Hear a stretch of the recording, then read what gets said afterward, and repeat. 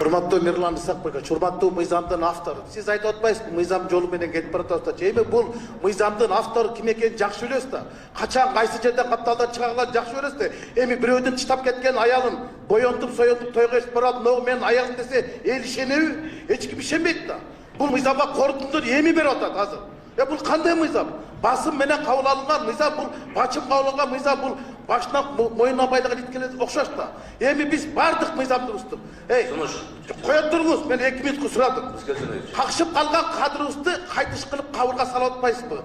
Банкрот болгон банкыбызды балталап жокко чабып атпайсызбы? Эми бардык мыйзам жолу менен элди айтып атасыңар. Элге парламенттик президенттиктин кереги жок. Мыйзам, баш мыйзам алмашкандан элдин жашоосу алмашпайт. Байманаттардын эле жашоосу алмашат. Байкуштардын жашоосу алмашпайт. Элге баш мыйзам алмашкандан 2 сом да пайда көрбөйт. Эли та көрөт.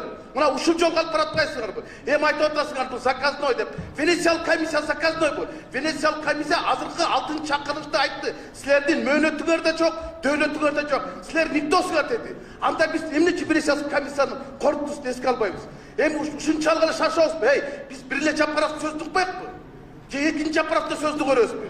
Эми бул мыйзамды мына азыр күндө окуйт. Эртең 2 окууда, 3 окууда өткөрүп туруп, анан 10 күн жана 30 күндүк неме тактап туруп анан бул элдин талабы эмес да. Элге бунун эч кетинсең кереги жок.